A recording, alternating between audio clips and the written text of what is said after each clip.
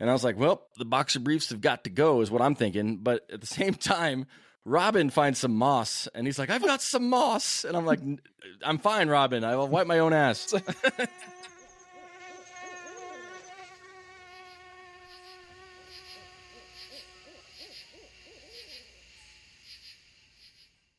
Hello and welcome to another episode of The Wild Dispatch. I'm Robin and I'm back with more skills and stories from the wild. Right now we are deep into the early stages. I guess that doesn't make sense, does it? That contradicts itself, but emotionally it feels right to me. We are deep into the early stages of elk season in Colorado. The bow season, I should say. So things are heating up. I've already heard that elk are bugling.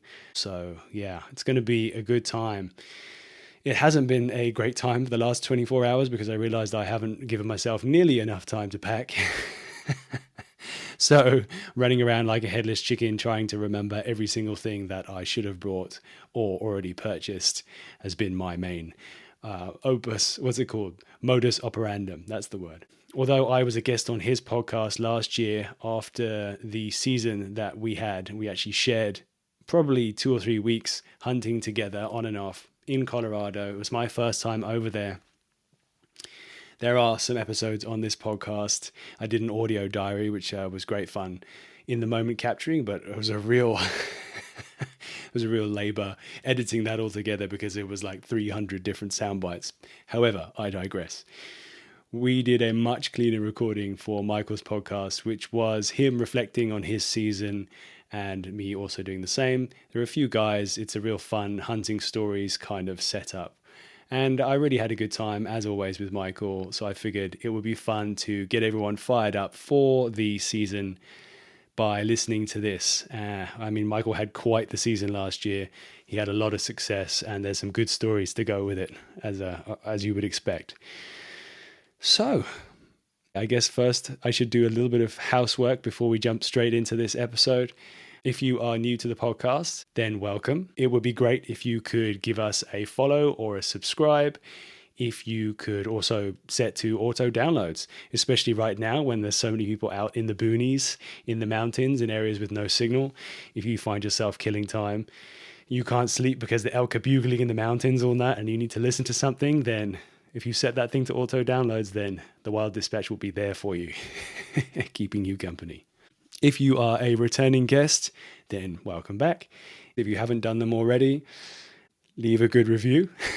I almost forgot for a second there. If you could write a little something, that also really helps. 5 stars obviously goes a long way.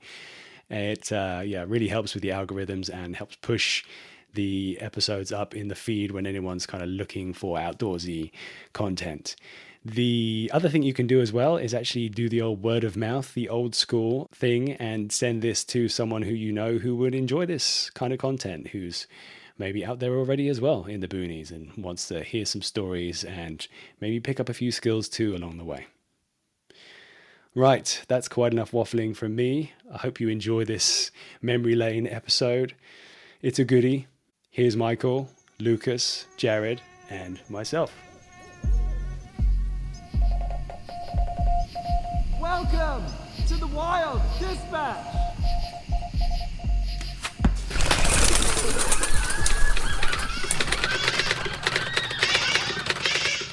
All right, boys. Welcome to the Hunting Stories podcast. How you guys doing? Hello. Doing well. Hello. All right. We got a bigger crew than normal because we are going to do the 2024 archery season hunt recap because we still have some more hunting to do this year. But let's kick this thing off by doing some introductions. We'll start with the man who's been on the podcast the most. Robin, why don't you go first, man? How do I introduce? Okay, my name is Robin. I'm English. Lived in America for nearly 10 years now. Got myself a US passport, maybe almost 2 years ago. So I'm official now, chaps. I can't get rid of you. Been hunting maybe 5 or 6 years, not very long, but I've been making up for lost time by pouring my attention and focus into it for a lot of that time. Picked up a bow pretty quickly as soon as I discovered hunting. Luckily, I'm also married to a South African, so I've got the whole African connection and actually learned a bunch whilst over there. I have my own podcast. It's actually because of Michael. I had so much fun on his. I was like, I feel like I should do this too. But I think that's probably me in a nutshell. Yeah. What's the name of your podcast? It's called The Wild Dispatch. And it's great. And you've been on this podcast twice, once telling your crazy South African stories, and then once where we kind of go back and forth sharing some stories because I was on your podcast. So thank you, Robin. Who wants to go next after that fantastic introduction? I'm gonna make one of you do it. I'm gonna say Lucas, because otherwise you guys will just sit there and look at each other for the next 5 minutes. I'll say because I was gonna have Jared go, but my name's Lucas. I've probably been hunting since I was 7 years old, but I've recently moved to Colorado 6 years ago. Met Michael and Jared at the Western Hunt Fest back in 2022, and that's kind of how we got connected. And then kind of always stayed in touch since then. And was lucky enough when Michael drew this moose tag. He invited me to tag along, and I was more than willing to come along and be the strong legs and a young back to help pack out a moose. Hell yeah! All right, Lucas, cool. Jared, or do you want me to introduce you by your nickname? We'll get there. We'll get there. I'll start off with, fellow foreigner Canadian. I have my passport for a bit longer. I think I'm going on 14 years at this point. But I was able to meet Michael during COVID times, actually, connecting at a backcountry hunters and anglers event down in Texas. Yeah. The story of, hey, let me buy you a beer. Oh, wait, I actually think you need to buy me a beer this time. Yeah. We really went off to the races. That was yeah, okay. So I'm going to elaborate on that story, Jared. So we're at a backcountry hunters and anglers event, and I'm like, hey man, we parked next to each other. We got the same truck, and I'm like, hey, yeah, you here for this event? Blah blah blah, whatever. 5 minutes in, I'm like, let me buy you a beer, and we go to the bar, and I realize I left my wallet in my truck, and our trucks were not like right out. My wallet. Yeah, our trucks were not right outside for whatever reason. We had to park like I don't know, 200 yards away. So I was like, you got this one? And like that's Jared's first experience was me being like, I got you a beer, buddy. Actually, no, you're buying me a beer. So that's probably the more eloquent way of telling that story. Start how cool. You mean to go on, hey? Yeah. But yeah, man, so you guys, I'll put a little bit color as to what this group is. I obviously did draw a moose tag this year. And my wife, I think I've mentioned before, she doesn't love me to go into the woods by myself. I also don't want to carry a moose out by myself. So as soon as I drew the tag, started asking people, hey, can you help me? And Lucas, you were like, well, I think Jared was number one because he's my normal hunting buddy. And he's like, yeah, let's get this thing done. He's like, I'm in. I can do some of the weekends. I don't think I can do the week. I called up Lucas because, Lucas, we met at Western Hunt Fest, but you left something out that, like, you won the pack out challenge. So, like, when I thought I'm going to be hopefully carrying out a lot of heavy weight and meat, I'm like, I want Lucas to come along. I need that guy there. And you were amazing, man. You immediately like, yep, I'll be there. I'm good for at least the first 4 to 5 days. And I was like, hell yeah, I've got some backs. Like, that's what I really need is someone to come on this hunt with me. And then I realized, okay, what if I don't kill it in the first 4 days or the first 5 days? How do I fill in that gap? And I thought of Robin. Because I know that Robin and I are in a unique position where we have more time off than most folks. And Robin, I never expected you to say yes, being that you're from California. And I was like, hey, we've never met before. We've talked on Zoom for like 12 hours or something like that. But would you have any interest in coming out to Colorado, hunting moose with me? And then if we get something done, maybe you could buy yourself an elk tag. And man, you immediately were like, I'm interested. Let me talk to the wife. How did that go, man? Like, was that an easy conversation or was that a tougher one than you thought? It was a pretty easy conversation, to be honest. I think I'm quite lucky. I realize more and more, the more and more people I meet and I hear about rumblings of complaints, should I say, sometimes, occasionally.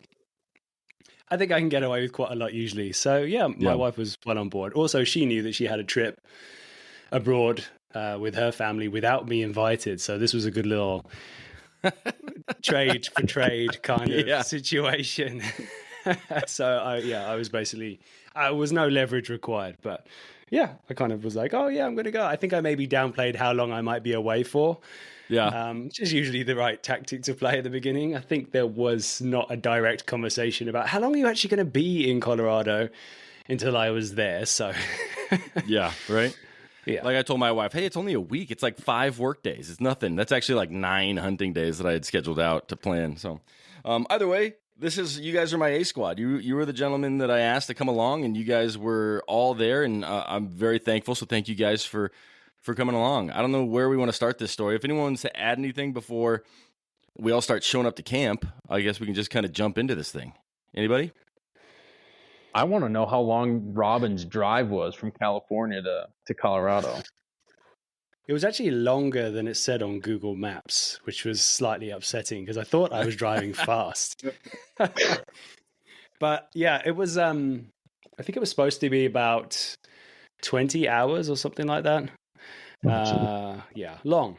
And it ended up being a bit longer than that, I think. I don't know why. I don't know if I had my granny on that drive or something, but yeah, it took about 22 hours, I think, to get over. But it was fine. I had some fun. I stopped with a few people. Stopped with Preston, actually a guest. He's from Mountain Physio, a guest on the Hunting Stories podcast. So I stopped off with him, and yeah, he fed me some wild game, which was good. And I stopped off with another buddy in Eastern California too. So just made a bit more of a road trip about it, and didn't get too tired out. Yeah, you made it home pretty dang quick too. But yeah, okay. Well, let's kick this thing off. So Lucas, to be frank, you and I had met one time. We chatted, but we had that one time like 3 years ago. So I don't know. We all just sort of roll into camp, right? So I get there. Robin's just sort of walking around barefoot in the woods by himself when I arrive. And I'm just like, well, hi, I'm Michael, and we introduce each other. And man, I can say right now, and then Lucas, you showed up maybe an hour later, but like we couldn't have had more fun in that camp. That first night, we cooked some steaks and we had some beers, and it was exactly what I hoped for in the first night of a hunting camp. And it's always a risk when you have people you've never been out with, right? Like you never know if it's going to go well, if you guys are going to get along. Robin, you were the real wild card, I'll say. Like we knew nothing about you, but we got along great. We had a pretty good campsite. I brought my camper out, so we all had a place to sleep. And I mean, I don't know. Does anyone want to kick off the story for Jared? Did you get in that first morning, or were you? Jared was there before me. Morning. Yeah, you got there late, right? No, that was me. Oh, that was you. Okay, I was trying to remember who. Okay, I was the late one. We were waiting on Lucas. He was driving past us, trying to find the elk at the end of the valley already. Oh, that's right. Yeah, we were like, he's got to be here by now. We just see car driving, making U-turns down the valley. Cool. So then, it's weird when I don't get to ask questions and I got to just tell my own stories. But the first morning, I thought it was pretty awesome. Jared, you said you had about half a day. So we are camped at the bottom of this logging road that drives up to the spot that last year is basically exactly where I killed my elk. And my plan, I told you guys, was we're going to go back to roughly where I saw my elk because I saw moose there every day that I hunted last year. I know that one person, Jermaine Hodge specifically, went in there and killed a moose, but I was assuming there'd probably be another one in there, right? So we head up first thing in the morning, and at the top of the road, there's this camp, and we pull over because, a bunch of podcasters in a car, we're probably going to talk to anybody, right, Robin? So I just jump out of the car and run out to these other hunters that I see, and I'm like, hey, guys, like, I don't want to step on their toes. I'm like, hey, what are you guys doing? Elk hunting, good luck to you. And they're like, no, we're cow moose hunting. And I'm just like, my heart sank. I'm like, shit. There's 4 of these tags, and we're camped 300 yards from the only other people that have this tag right now. But they ended up being great people. I can't recall their names right now, but I'm sitting there talking with them, and you guys are in the car, and I just turn around and I'm like, do you guys hear this right now? Do you remember that? Yep. Yeah. That was insane. Did you guys hear anything in the car? And for the listeners, what was going on is like, I'm trying to talk to these people about what, and they're telling me that they've scouted for like literally months and knew all of these different areas and at all these spots where all these cow elk were going to be. And they had basically said they're going to hunt the spot that I wanted to hunt. So I was a little disappointed, but at the same time, there are elk going off, just absolutely going off. Could you guys hear it in the car? Not really. I don't think, you guys jump in if you heard it, but I don't think I really heard it until we hiked up the hill. But it was pretty exciting hearing that, because that's the first elk I've ever, I mean, obviously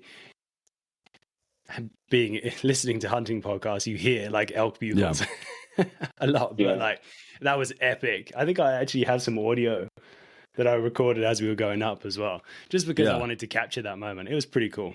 Yeah. And tell me if I'm being a little like overzealous here, but it felt like there was a bull bugling every 20 seconds. Yeah, for sure. Just like constant bugling.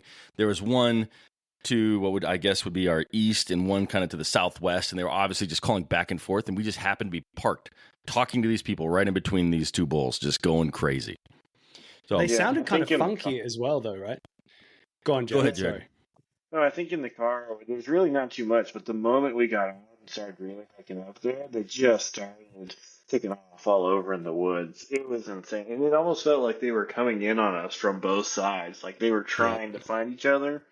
And we just happened to be right smack dab in the middle, trying to not spook them or anything, but get where we need to go real fast. Because, I don't think I hadn't met anybody with an elk tag in sight yet. So it was just, all kinds of moose. Well, here's the elk.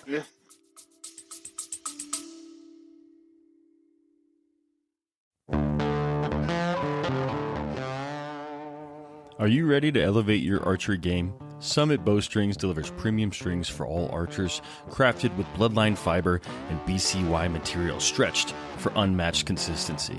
Choose from 3 series: Hunter, Competition, and Summit. Each string is built bison tough with unique techniques for extreme durability and performance. Ideal for both seasoned hunters and target archers. Experienced strings designed to handle any challenge. Visit summitbowstrings.com and use HSP10 for a 10% discount.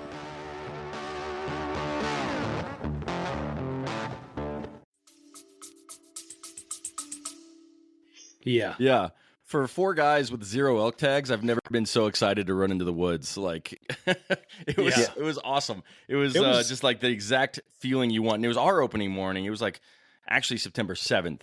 But the people that were camping there, the other moose hunters, they had told me that the elk had been going off all night long. So, I don't know if anyone put anyone down there, but it was going crazy.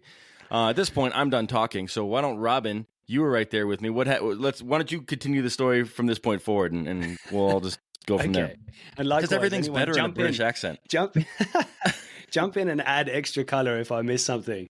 Yeah.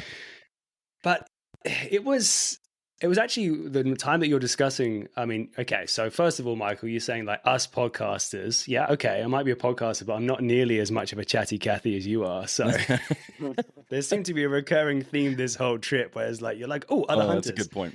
That's a good point. I forgot. Yeah. So the evening before, we're like, let's just go drive the main road. And we drive up this other road, and I pull over and talk to those other hunters, remember? And I talked to that guy. Lucas, you weren't there yet, but we talked to the guy, and he's like, yeah, if you guys want moose, they're right over around this next bend. Go up there. And so that was the second camp of hunters that I just chatted up and gotten as much information as I could. Yeah. So you're right. Yeah. And then I do it again later in the story. Yeah. So you did it a lot, but it works. It especially works when you don't have a competitive tag, right? So yeah, that was the thing. So as we were climbing up this hill, we got out of the car. You had a chat for, I don't know, 45 minutes with the locals. No, I'm kidding. It was like, it was like 10-minute chat. Yeah, we were going up this hill, but it was pitch black at that point. I don't know. It was quite a long way before first light. And so we were just going up this hill and using, I think, our red lamps, because we'd heard a few elk call. And the noise of these elk just like echoing through the hills around us was so epic. And like all I could see in the kind of the little red light was just shining teeth of people smiling, because I think it was a few of us our first time hearing these elk calling. And then I guess I was a little disappointed because I should also caveat, I went into this hunt with very little preparation. Shame on me. I didn't really know that I was going to be hunting moose or elk without too much prior notice. So, I didn't know the zone for elk or anything. In my head, I was like, oh, there's elk everywhere. Awesome. It was only after Michael explained, no, you can't use an no, this is not an over-the-counter area. So yeah, calm yourself down. You're not going to be, put your bow away. So I was going to get in trouble. So yeah, we were just climbing up there, and it was kind of a weird sensation, but it seemed like these calls were getting in closer. And I don't know how we managed it, which is how it always works, right? Like when you don't have a tag and you're not in the actual hunt for elk, they're suddenly like swarming you. And I think these two elk, which sounded, in my opinion, enormous, but I had not a lot of experience in how elk sound, but they sound like these two majestic beasts, were kind of closing in on each other for a big fight. And we were kind of walking up through the middle of all of them. And they also sounded kind of weird and janky as well. It wasn't like your traditional, whatever the thing is. It was like, I don't know. One of them sounded really weird. And it made me kind of, at that point, I was like, oh, maybe I don't need to worry too much about elk calling sounding exactly like the people on the podcasts. Yeah. Because I remember walking up in the trees and us all looking at each other and we're like, that one sounds weird. And we're also going like, if it weren't for the fact that it's before light, yes, and so frequent, like there's no way that's a hunter. What would that person possibly be trying to accomplish right now? So it has to be a real elk. But yeah, exactly. It did sound weird, but it was still, I mean, we're talking, what, a 30-minute walk in, and almost the entire time, bugles going every 30 seconds the entire way. Yep. Yeah. But then you actually bumped one, didn't you? Like, I think I was slightly behind you guys, but you were pretty close at some point. I never saw it, but we heard some brush breaking, and one of the elk bugles all of a sudden went from in front of us to way off to the north. So I think that we did. I think we just spooked him enough. He was still interested in the other guy, but it definitely changed the dynamic a little bit. Okay. Yeah, definitely agree with that.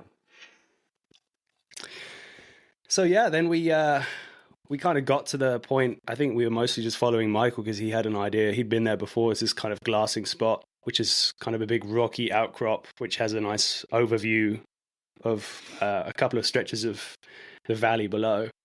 Yeah. And we kind of got there at first light and did some glassing, a lot of expectation, a lot of anticipation.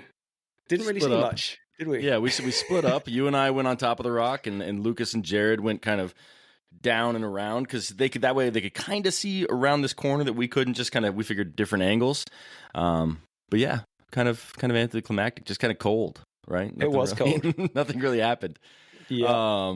And then I guess, yeah, we'll just skip to it. I mean, Lucas, Jared, you guys want to add anything about this point? Otherwise, we're almost to the point where we lose Jared for the day. No? No, we're not. We got a little further that we. Well, we so went, yeah, so the next thing we do is we all get together and we start hiking. We're like, let's just hike up this draw for a little ways. This is the kind of terrain they want to be in, and so we just start hiking. This is one of my favorite parts because the entire time we've been talking about hunting, I'm like, you need good boots, Robin. You need layers. You need these things. And you're like, no, I hunt in tennis shoes. Like, that's what I do. And I'm like, yeah, but we're hunting moose country. And so you probably want boots. And you're like, no, I'm good. I'm going to wear tennis shoes. And I don't know, within 10 minutes of us leaving that rock, your shoes are just water, basically. It's true. It was not exactly, I mean, I didn't have any idea of what was coming. I guess apart from the fact that you kept warning me and I was like, no, I'll be fine. Other than the fact I don't actually have any big waterproof boots either because I'm from California and, you know. Yeah. But yeah, it's like swampland, man. And I didn't have my eye in, so I was definitely stepping in some squelchy puddles. And thankfully, I didn't lose my shoes. So I still had them, but they were pretty sopping wet within 10 minutes, like you said. Yeah. Yeah. And so we basically just hike up there and your shoes we're all just walking. It just sounds like we're not being sneaky. It's just 4 people going just walking up this draw, just being as loud as possible. I don't know what we were really thinking we were going to be doing.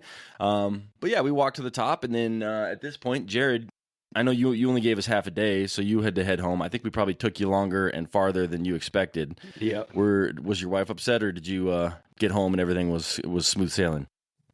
Oh, it was totally fine. I had a lovely morning in the woods, and my wife loves to tell me, man, you really just give me 2 different sides of it. You start off, you're sleeping in a tent, you're doing all the things, you get home, and then we're headed to go out to Breckenridge for the afternoon. She's like, you just know how to show me the 2 sides. Albeit I did miss the good portion of this, but the wife was absolutely fine. It was a phenomenal time to get out with you guys.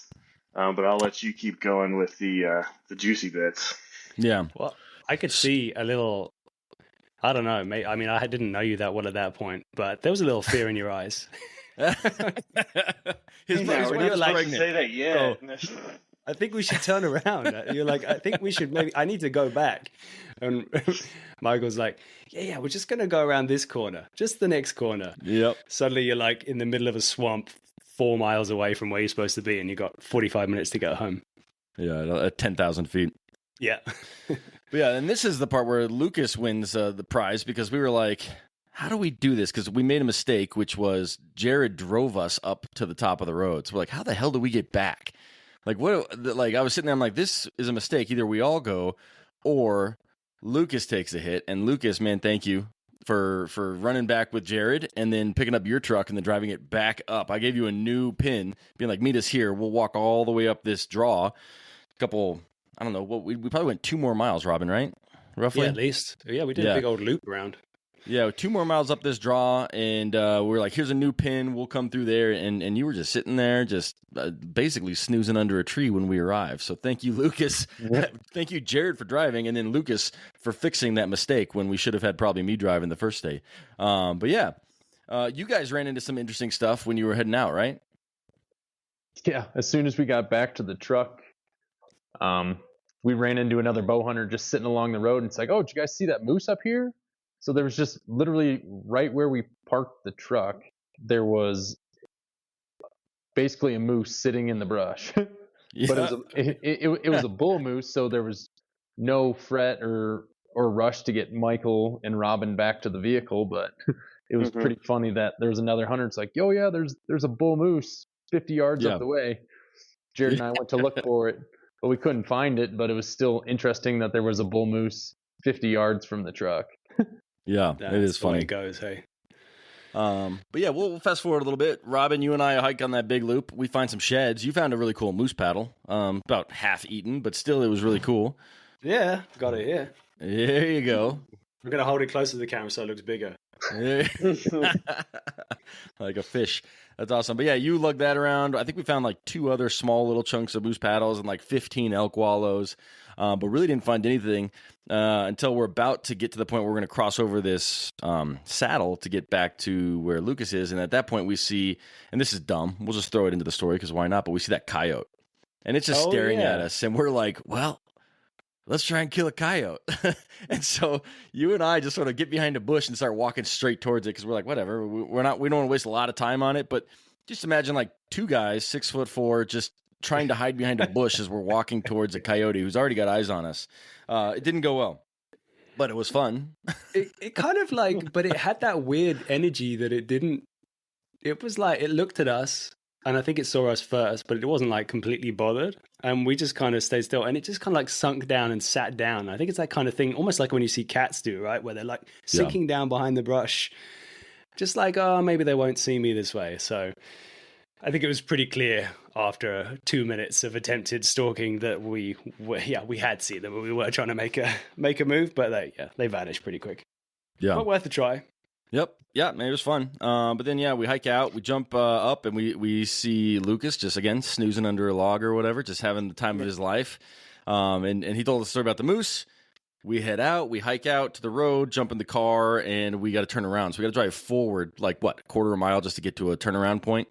And, of course, this is what you're talking about, Robin. We run into 2 other hunters camped on the side of the road, and I just start talking to them. Like, I just pop my head out the window, and I'm like, hey, fellas, how you guys doing? What are you hunting? They're hunting elk, of course. And then that's when I'm like, I know you from somewhere. And it's this guy, Todd. And Todd had ran into me and Jermaine last year elk hunting, basically exactly where Robin, you and I had just been looking for moose. And so Todd was like, oh, I remember you. I remember Jermaine. I remember your podcast. Hell yeah. And so we just start sharing everything we possibly can. Excuse me. Sharing everything we possibly can. We're telling him where we heard the elk. He's saying that he's seen moose everywhere, but he's also saying, don't come for them. I will text you. I know a big bull is right there. She's like, let me kill my bull or let me get out of there, and then I'll tell you what happens. And so he texted me, and unfortunately, I didn't get reception. But when I got home, I got all sorts of texts from Todd being like, the moose are here, a calf and a cow and a bull and all these. And so he's just giving me all this intel. And so that's why you're friendly to other hunters, guys, right?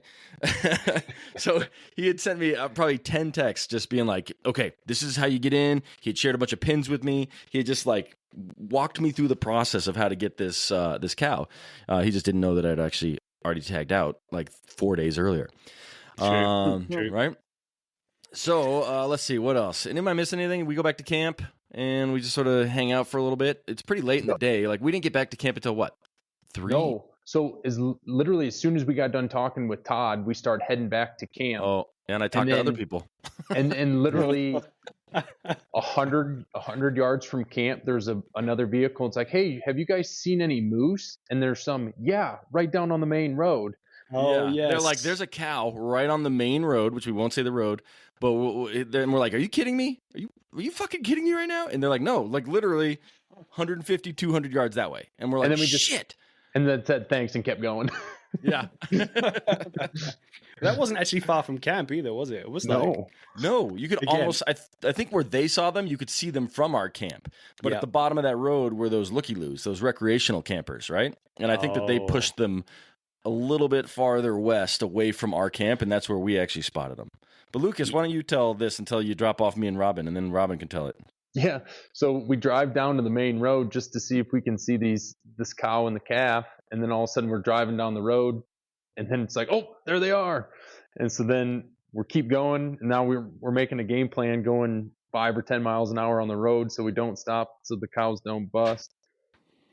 And then we see them. They must have got spooked and went into the trees, but we have a hunch that they're going to keep going up and then out into a meadow. So we went up and around, and then I dropped Michael and Robin off on top of the road, and then I went back to the road and just started doing surveillance back and forth after I saw them. So as soon as I dropped them off, I drove back down to the main road, and first pass I see them, and then I'm texting Michael. It's like, they're right here. They're right here. And then I'm doing like 6 or 7 passes down the main road. Yeah. Also, we're not texting. We're satellite texting, right? Yes. So it's not like we're just constant communication. It's like if you don't have the satellite connected on your phone, you're not getting it, you're not sending it. And so we're having difficulty, to say the least. And this comes up again later in the story. But yeah, so you're trying to tell us where it is, but we aren't really getting all the messages. And then I'm asking where it is, and I'm not getting any reply. So it's just... Eventually, we do find it, though. We find the cow and the calf. So, and Robin, why don't you tell us how I screwed this one up? I'm trying to remember. Like, I think maybe I was a little bit hungover at this point, and my memory is not super clear. I remember that. Okay, we got dropped off at the top of a hill, and there's this big kind of like area of forest, right? And it's almost like down that hillside, we know that there's a cow. Right. Mm-hmm. So we ended up going back and forth. The wind kept swirling around a bit because we were kind of at the top of the hill, and it was just kind of like, we're trying to figure out like, how are we going to find these things and get in with our wind good? Like it definitely required like a bit of maneuvering. And every time we got down there and we got eyes on them, we're like, oh, they've moved somewhere else. And yeah, I don't think they're necessarily spooked from us. Actually, you're right. It was probably the other looky-loos, like you said, the campers who were just nearby, pushed them around. So then we were like, oh, okay, let's shuffle around to the other spot. But there was just one moment where we're like, okay, here seems to be a good opportunity. It moved slightly around, I guess, like southeast, like around to another sort of side valley. Yeah, and just like, a different draw. Yeah. Let's just get into this other draw. And we're like, let's just try and cut across. But it meant that we had to like cut a little bit of open country. And I think it seemed like it was going to be good because the moose previously had just been like grazing in the other direction, like with its ass facing where we would cross. Yep. But as we got there, that wasn't quite the case, was it? I think. No. So yeah, so we were on when we first spotted it, we were on the west side of this draw, and the tree line where the tree line broke was above where they were. So we couldn't get out of the trees without them spotting us. So our big plan was to drop south around them, because that's their backside, like you said, And we go down that way, and we're like 500 yards, maybe 400 yards south of them, and them looking the other direction. And we have cover. And then literally within 3 seconds of like the 15-yard section that we won't have cover, the moose pops its head up, looks at us, and bolts. And we're like, damn it.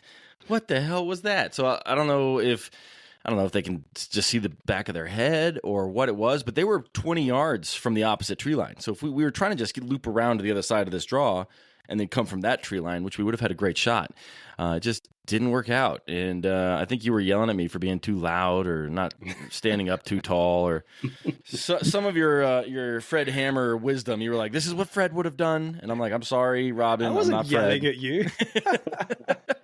I thought I was keeping calm. Yeah. Okay, if that's calm. I'm just kidding. You were great. Yeah. So at that point, I was tired. I think before we started stalking that cow, because we had put in, I don't know, probably like 6 or 7 miles at that point. Yeah, for sure. Yeah, we did. And we're talking all at like 10,000, 11,000 feet, something like that. And so we just, I'm just like, Lucas is still driving up and down the road trying to find him because they've run somewhere. And we're just trying to get Lucas to like pay attention to us. We're like, please come back. We don't want to walk to camp. It's too far. And of course, the texting isn't working because we're on that satellite crap. But eventually Lucas picks us up, and we just go back to camp, right? Take a quick snooze. Nothing much else happened, right? No, that was the morning hunt. That ended at like 1:30.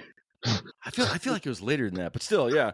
So we do take a quick nap, and I don't know if I told you this, guys, but my thought, everyone was like, "What do you want to do this evening?" Because I'm the person that's been in the unit. In my brain, I'm like, okay, I have to come up with a plan that involves minimal effort because I am fat and tired. Like, that was what my thought process was. I'm like, how can I pretend like I'm working hard but really put us on an easy path for the evening hunt so we can get back and get a good night's sleep, because I need some sleep. And that's how I picked our spot, right? So going back to the day before opening day, I chatted up those other hunters. They said, go around this bend. I knew that bend was a nice, easy walk up to the top. We'll just go sit there.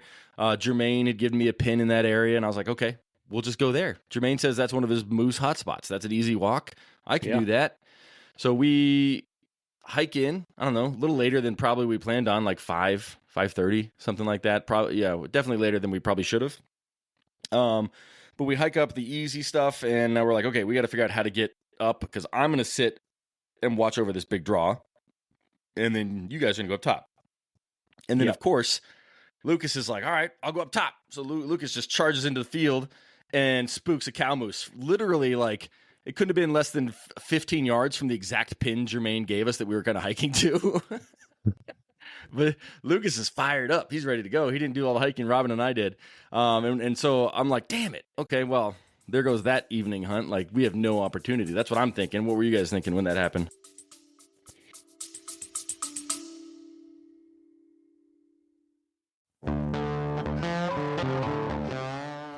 Hey, hunters. Have you ever had one of those stories, you know, the ones that you didn't want to tell, the ones that end in failure? Yeah, I've been there. Actually, you know what? The culprit for me usually is bad optics, or worse, lack of using my optics at all. Picture this. I spot a trophy buck, or an antelope, or an elk, whatever it may be. My heart is racing, but the blurry view, or I just can't quite identify exactly what I'm looking at, it has me second guessing. Well, that's where Vortex Optics comes in.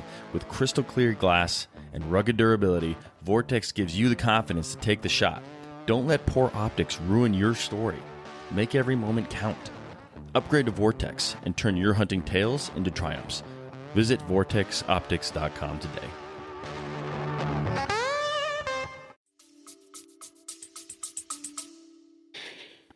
I think I had a bit more of an optimistic view, if I'm honest. I think I was like, oh, good, there's moose here.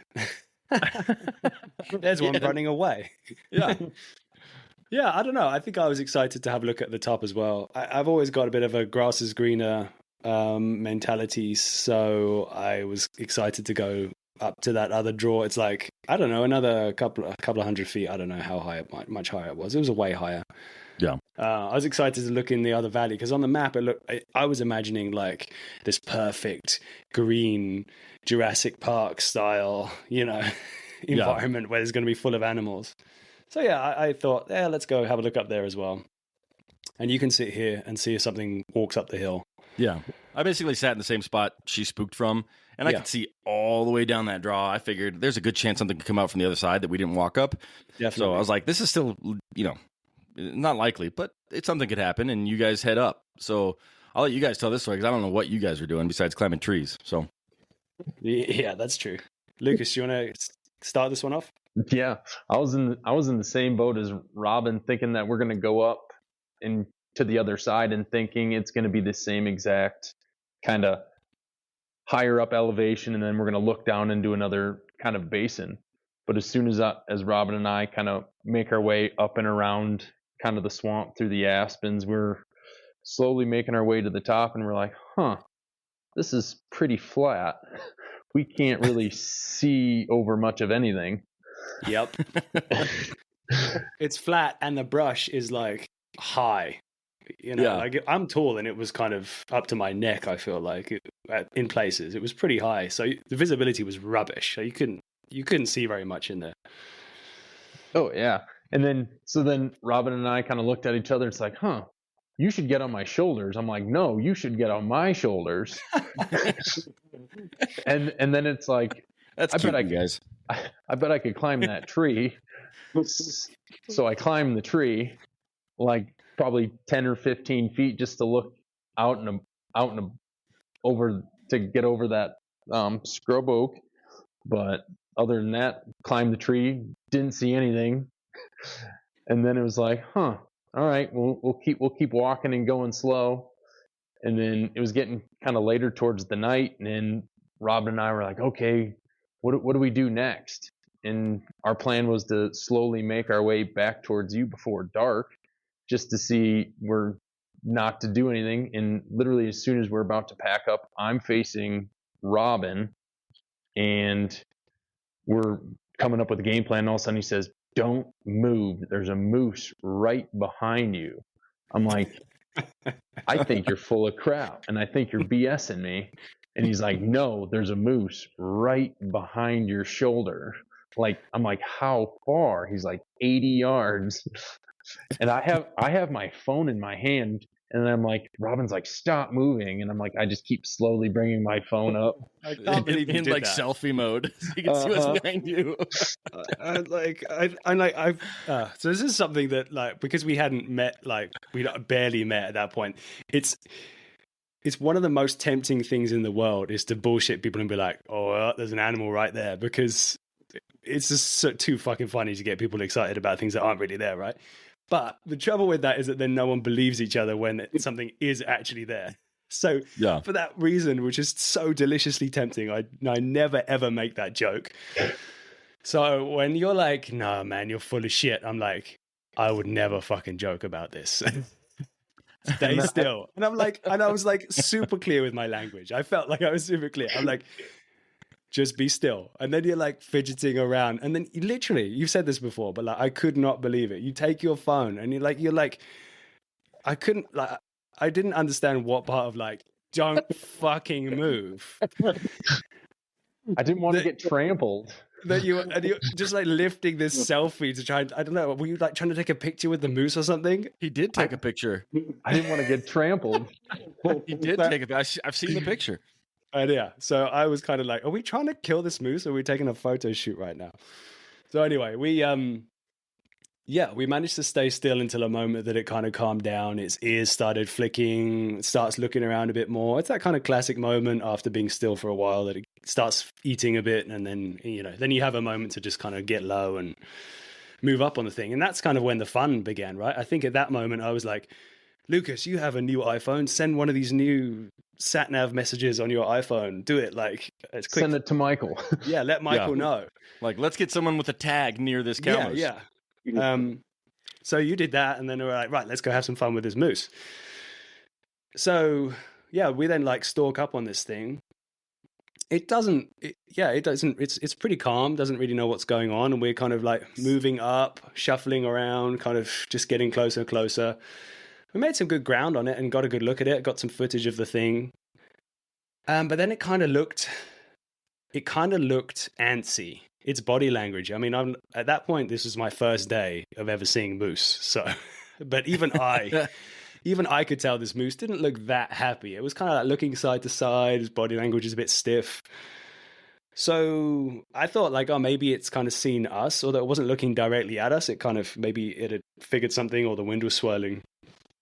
So I kind of thought, all right, well, let's just slow down a bit and just kind of not move and, you know, take it easy. Yeah. But it just You're got like- more and more aggravated, right? Like something was going on, but we didn't know what it was. But Yeah, then we 'cause How later, far away was Michael at this point from you guys? We have No no, one- idea. no one even knows. Really so- split off? so we Or didn't was know it- at this point. We just sent a message and then just went on our merry way to go have fun playing with a moose cow. Because there was 15 minutes of light left. Yeah. In my opinion, it was like, okay, well, let's just go take a look at this thing. Michael's probably not going to be able to get up here in time, but let's like just go not push this thing too hard because we want to keep it in the area, and then we can come in the morning, and it's probably going to be in the same place. From what I heard, they don't move too much. Let's just we'll shoot it in the morning. So, yeah, I guess like me and Lucas are kind of not even really looking at this thing, and it's still acting a bit sketchy. And at this moment, I'm like, okay, Lucas, it's time. We need to just like lay down. We're gonna Behind just, all these trees. we're gonna lay down behind this brush because this thing is too agitated. I don't want to be the reason Yeah. why. You know, I don't want to be like, oh, hey, yeah, we found a moose, but we scared it away. That is not the definition of a helpful hunting buddy. Yeah. So you give Lucas a glass of wine, you lay a towel down, and you guys lay down in the woods together. Yeah, we just like, you know, Mike- share some private time. Robin's teaching me his South African ways of creeping and going slow and checking all the wind. So it's like, oh, I learned a lot from this whole thing. We're sitting there checking the wind. It's like, oh yeah, the wind's like swirling every now and then towards the moose. So it's like getting agitated, thinking it's us. So it's like, oh shoot. So then, yeah. Yeah. So at this point, I'll take over because Do I it. get a text because I'm just sitting there. So I keep my phone active, knowing that like if they see something, I need to be ready to go. So I keep my satellite on my phone active. I get a text saying we're right next to a cow moose. My next response is coming. Where are you? Where's the moose? Where the fuck are you guys? Give me something. Like I'm just like blasting messages. I'm hiking and I'm like, I know roughly where you guys are, so I'm gonna go straight uphill because you guys are a couple hundred yards uphill from me in this new valley or new draw. And so I'm just like, come on, Lucas, you said there's a moose. Give me any information you possibly can. And I'm getting nothing. So I'm just like, okay, he's not gonna reply. I don't know what to do at this point. I'm on my own. So I get up there and you guys said it, the wind is swirling. It's like 5-10 minutes left of light. And I'm like, I don't know what to do, but you don't know if you don't try, right? So I'm just going to keep walking until I see them or I see a moose, and then I'm going to make a game plan. So the first thing I do is I find, like, right off the bat, an awesome mule deer shed, like 4-point fork, like just awesome mule deer shed. And I'm like, hell yeah. Like this is a win no matter what. Like I'm having a great time. But I'm hiking up. So now I've got my bow in my right hand. I've got the shed in the other hand, and I'm walking and I'm kind of cruising between what would be the like actual draw and the tree line.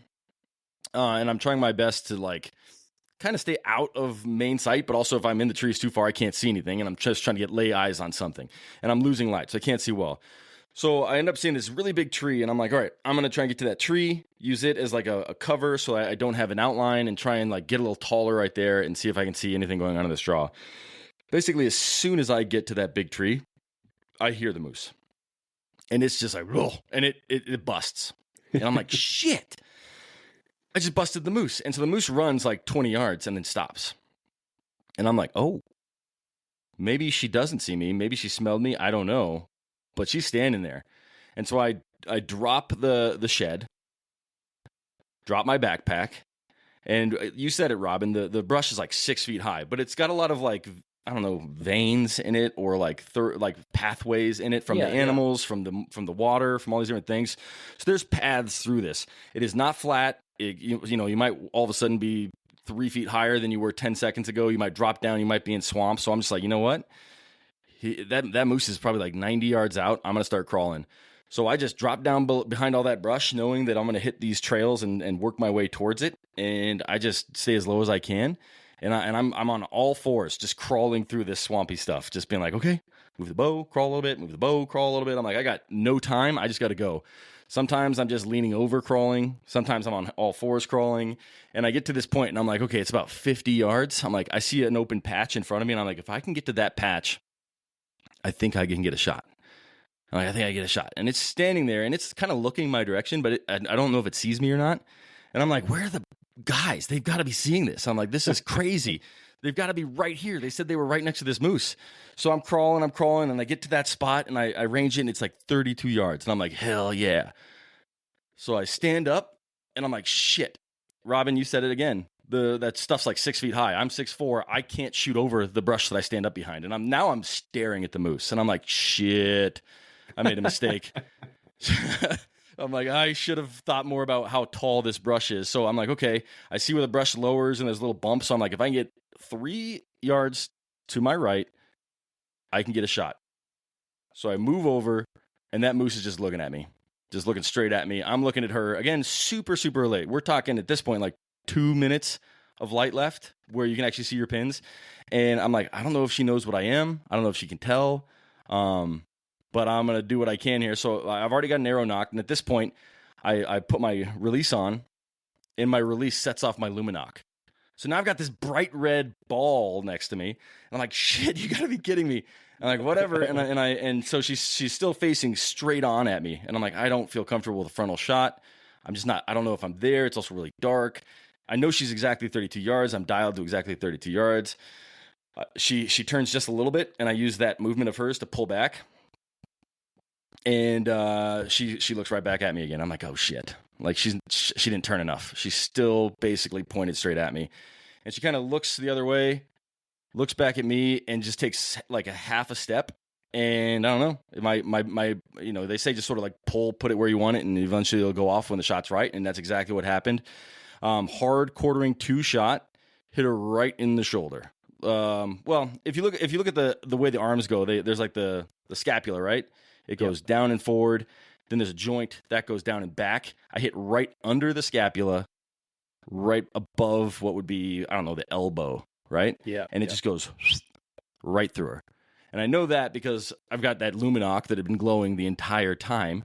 But I see the arrow disappear and then show up on the other side of her. So I'm like, holy shit. And I think you guys are literally, I don't know, 40, 50 yards to my side. I don't know where you are, but I'm pumping my bow in the air. I'm like, yeah. And then I'm like, hold on, pay attention to her. So I'm like, wait, hold on. I watch her. She makes a big loop, runs like 100, 200 yards, but in a big loop. And I'm trying to range her. And at this point, I'm basically out of light. And I can't get my rangefinder to range where she is. But I can see her with my eye. I just can't look through my rangefinder and see her. So I kind of realize that there's a tree right behind her. And so I just take my rangefinder and point it down and just start scanning upwards until the range jumped. So it's like, 20 yards, 25, 30, 40, 60. And then all of a sudden it was like 113. And I'm like, okay, that's got to be that tree. I'm going to put a pin on my Onyx 110 yards that direction. And so I'm like, okay, and I'm shaking. I'm like, holy shit, I can't believe that just happened. I was like, I think I smoked her. I was quartering towards, but like full pass through, didn't hit bones. Hell yeah. And I see my arrow literally like floating in the bushes over there. And I'm like, okay, I take another arrow out. I pop that luminoc. I set my bow down and I put that luminoc in the ground so I can find my bow because it's so dark. And I'm like, I got to go get my shit. So I walk back to my backpack and I walk back to my shed. And I'm like still shaking. And I'm like, oh, I told the guys that if we're separated, 3 quick elk calls, we all get together. Yeah. So I get out my call and I'm like, shit, I don't have an elk call. I only have a turkey call. So I'm trying to do 3 quick cow mews with my turkey call. So it's like just terrible, terrible calls and nothing's happening. And then eventually, Robin, you call back and I see your flashlight. And I'm like, oh, there they are. So I'm putting my flashlight and I'm like thinking you guys just watched this whole thing and you're about to come right to me. But you guys with the footage. Yeah, with the footage. And I'm like, hell yeah, but you're not coming across this draw. And I'm like, get your ass over here. And you guys are like, come on, get over here. Like, we're having this moment where like neither one of us wants to cross over this swampy draw. Yeah. And I'm just like, well, I will keep calling at them. Like, they'll know that they need to come over. I call again. Eventually. Yeah, and eventually you guys do start heading my direction, and you guys get there, and I think I'm being the funniest guy in the world because you just saw me kill this bull, or excuse me, this cow, and I'm like, you guys won't believe what happened, and you're like, what? And I'm like, I found this cool shed, and you guys are like, oh, that's so great, that's so amazing, and I'm like, what do you mean that's amazing? I just smoked the cow. I was joking, and you're like, what? You smoked the cow? And I'm like, where the hell were you guys this whole time? So. So I think that you guys watched the entire thing. I think I'm about to get a video, like a side view of me smoking a cow. I'm like, this is going to be so cool. They're going to be so hyped for me. But you guys walked up thinking that, oops, you spooked the cow, you asshole. Good luck with the next one tomorrow. Well, I mean, it's pretty obvious, but like instead of filming this epic moment of hunting first moose that you've ever shot, we were cuddling in the bushes. Yes. And it, yeah, man, it was a funny moment, right? That we didn't even know that you were up at the level that we were at that point. Yeah. So because you were laying down. Well, yeah, because we didn't want to blow up. We didn't want to ruin the hunt, which we didn't. Yes, but the thing that was weird is that moose did run. And we were like, oh, they must. And it was a moment that we were like checking the wind, and it blew like real hard in that direction. And then the thing galloped off, and that must have been when you shot it. So it was just like a whole load of coincidences that we were like, oh, it must have caught our wind. So we're like, and then waited until it was after dark to like get up and walk back because, again, being cautious, didn't want to spook the thing, wanted to have a good hunt in the morning. Yeah. Yeah. And then you're there like waving a shed, which we were both stoked about because it's an awesome shed. Good shed. So then we were even more stoked to hear that you shot the thing. So. Yeah. And then I one thing I very distinctly remember, I was like, no, I shot the cow. And you guys were both like, what? And then I could see on Lucas's face, he was like, what? Are you kidding me? He's just big-eyed. And I'm like, yeah, I shot the cow. And then we do one of those awkward, we've got our backpacks on hugs where we're like just straight arming it because you can't get your arms around the other guy. And we're like trying to hug with these big backpacks. And I'm like, let me put down some shit. I got the bow in one hand, the other thing in the other hand. And you guys are like, what happened? And I have to start, retelling the story to you guys. Because I think you also put the release down at that point as well, didn't you? That was later. Yeah. So yeah, we wait 45 minutes or so, maybe an hour. I'm not really sure. There's a big thunderstorm off in the distance. We're like, is that thing getting closer? This kind of sucks. But yeah, and you're like, okay, where did you shoot it? And I'm like, well, see that light? That's my bow and my arrow, and then the next one is, the next light is the pass-through arrow. So we go to where the arrow was. Arrow's covered in blood. Couple bubbles, so we know we got a little bit of lungs. Doesn't smell gutty, so we're like, hey, this might actually be a pretty decent shot. And we look for blood for what? 40 minutes? Quite a while. Yeah. And Lucas, man, I don't know how you found it, but you found like two tiny drops. Absolutely amazed you found anything, because that area, when you look at the ground during the daytime, you can't tell, but at night, it's all just green with red speckled dots. And so it's completely impossible. Like, unless you get a pool of something, which there was, I used a QAD Exodus, a 3-blade fixed head, full pass through, huge hole. But yeah, there was no blood, not a drop of blood. Yeah. Yeah. Yeah, it was a little bit baffling to not see any blood whatsoever. But I guess we figured that maybe the exit had been blocked at some point, or maybe I figured maybe the exit hole was a little higher, so such huge lungs maybe took a while to fill up or something, but it was all speculation. Yeah. But we spent 45 minutes looking around, but then there was a bit of a nagging feeling in my head. I was like, we don't want to be walking around too much if this thing, if we're not seeing blood, as much as like a full pass through sounds golden, it's what we could always hope for. There was a bit of some of the people I've hunted with before, their voice was in my head going like, get the fuck out of there now. It's like dark. What do you do walking around in the dark, like spooking something away potentially? Because if it gets an adrenaline spike, it could be like a mile or two away, and then it's going to be really hard to find a thing. So, yeah. So as much as it's always nice to be like, yeah, here's the animal. We're like, set kind of, I don't know. There was that little voice in my head. Same, man. And then like we looked for blood. We found a little bit, and we kind of found it going a direction, and we found it going a direction kind of towards that pin that I had dropped, right?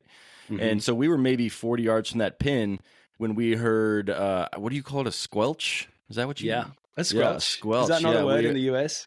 Well, I'm sure it is. I just don't think it means what you think it means. But yeah, so we just hear like it sounds of something stepping in the swampy marsh area that we're kind of hunting. So we're like, oh shit, is she getting up and running away? So we kind of just back out.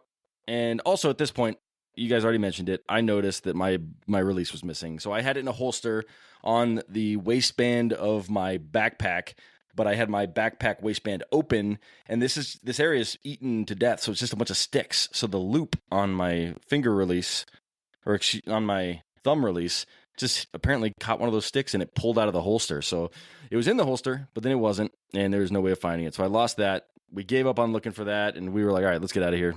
Who knows if that storm's coming, but let's just come back in the morning. We think she's dead. Let's just not ruin it tonight. So we take off. Did you guys think I'd actually killed it at that point, or you think I was full of shit?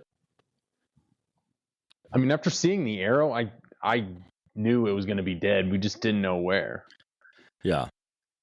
That's like hindsight's Robin? 2020. I wish we would have went like 20 or 30 yards closer to like where you dropped your pin, but hearing that squelch, it's like, I don't know. Yeah. I think it's like you never know, right? Like I thought that it was dead. I just didn't want to be. I think I'm sometimes overly cautious with things. To a fault potentially. So I just didn't want to spook the thing, you know. Yeah. Just in case. Worst case scenario, it runs away and we don't get it. Yep. Either way, we back out. Storm coming. Figure, okay, there's no blood to wash away, so it's not a big deal if it rains. We'll just go back in the morning and see what we see. Have a good meal. What did we have we had elk spaghetti? It was delicious, I think. Yeah, because it was pretty late by the time we got back, because then we had to hike a way down. Yeah. Right. And then for some reason you decided that you needed to get phone signal, so we drove around for like an hour. an hour. It's before I was like, wait, where are we driving? Like, what's going on? Why are we not like going back to camp right now? That was a waste of time, I'll admit. I think we were trying to find out whether or not that storm was coming our way. Did it matter? No, it didn't matter. But yeah, we drove like 30 minutes the wrong way from camp, and then we're like, shit, this is stupid. So then we drove back the other way. It cost us like probably an hour and 15 minutes. I think we finished eating and went straight to bed, and we were in bed at like 12:30, 1 in the morning, something like that. Yep. Something stupid. But I did at that time message my buddy Jason, and I was like, hey, Jason, like I shot a moose, man. He's like, hey, dude, awesome. You need help packing out? And I'm like, I'm not going to say no, but we don't need you. I got people up here. He, for some reason, thought it was like just me and you, Robin. And he's like, oh, they need help. So he ran. I mean, he drove straight up like 2.5 hours. I was like, hey, when you get here, we're going to be asleep. So sorry, but you know, we're exhausted. We had a long day. But he's got his own camp set up. So he just set up camp, and he took some awesome nighttime photos of our camp. I don't know if you guys have seen those things. Oh, no, I haven't seen that. Yeah, I'll have to share them with you. But so we wake up the next morning, and we don't wake up, 4 in the morning. We wake up, 10 minutes before lights up, and we're like, all right, let's have a quick breakfast and just get up there and see what we see. So we start hiking in, and we see something. We see another coyote, Robin, and Robin's like, oh, that's so cool. And I go to Robin, and I'm like, Robin, that is not fucking cool. we're like, we're in the same draw. I shot a moose. We don't want to see any coyotes right now, asshole. Like, come on, man. That's not cool. And Robin's like, I think it's cool. I don't care. It's a massive moose. How much can a coyote eat, Yeah, well, we were about to find out. So we get up there, and we get to the edge of the draw, roughly to where I shot. We put a little flagging on some of the areas, and we see the flagging, so we're walking right in on roughly where I shot. And I don't know. Robin, you tell what we saw next. Okay, so we're walking, looking down at the way that I think... this is actually something like some trackers have taught me from before, which I was not doing, which is like, you're supposed to have like absolute focus on like very close, but also a general awareness of what's going on around you too, because sometimes there's other clues as to what's going on. But so we were all doing that, like staring at our tough feet, looking for blood as we were going. And suddenly in the corner of my eye, I see something light catch my eye. And maybe 50 yards away from us is like a massive bull moose just stood in the middle of the field. like looking at us. And I'm like, guys, there's a moose. And you're like, no, yeah, we know we're looking for no, there's a bull moose, like fucking right here looking at us. So we're all like still trying to be still for a second. Then he calms down a bit, but he does. He then gives it the whole, like, what's the noise? Yeah. Like, whoa, whoa, whoa. Just going nonstop, ripping trees apart. It was so cool. Yeah, it was epic. Yeah, that was a cool thing to see. That was the first proper show of power that I've seen from a bull moose. So Yeah.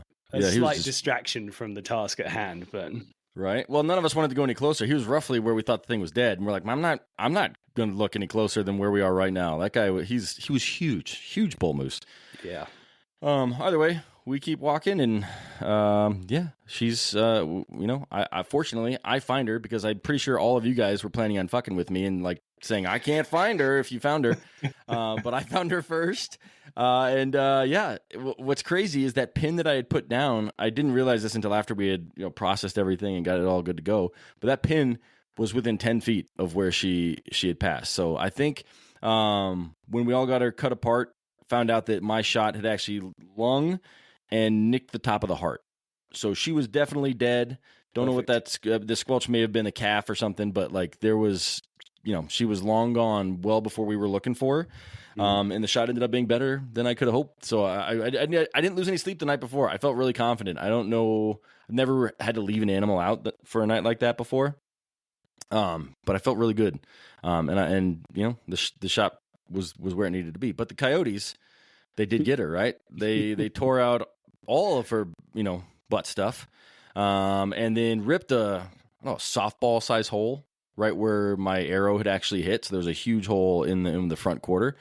And then Robin, you said about something clogging up the hole because of the arrow. The arrow, oddly enough, had pulled guts out the backside. Remember we had to like move her around a little bit to get a photo or two. Yeah. And the arrow had pulled out 12 inches of intestine or something like that out the hole on the backside, which is why there wasn't any blood. But yeah, I don't know. You guys want to add anything else? We found her pretty quick, fortunately, while it was still really cold. Yeah, it was a cold night. Yeah, like it was proper frosty. I don't know what it is in American money, but in UK temperature, it would be like, I don't know. It's like -3 Celsius or something. So pretty cold. Yeah, there's ice on things. First thoughts, though, when I saw the thing was that it was fucking massive. Yeah. Like, you get up close to one of those things. The thing's like, it's huge. Yeah, it was so big. And then the work starts. Yeah. Where I was like, shit, I don't even know where to start. And then, of course, Jason's, a champ. That guy's shot so many animals. And then Robin, for only hunting for a few years, I mean, you've, shot 40 animals in Africa or something like that over the last 4 years? Probably less than that. But yeah. You've done more processing than most of us. So you and Jason just start tackling things and ripping that thing apart. I would say we had that thing ready to pack out by, I don't know, 10, 9:30, something like that. And we probably found her at 7. Go ahead, Lucas. Oh, yeah, it was right at 2 hours. We had it all broken down and packing out.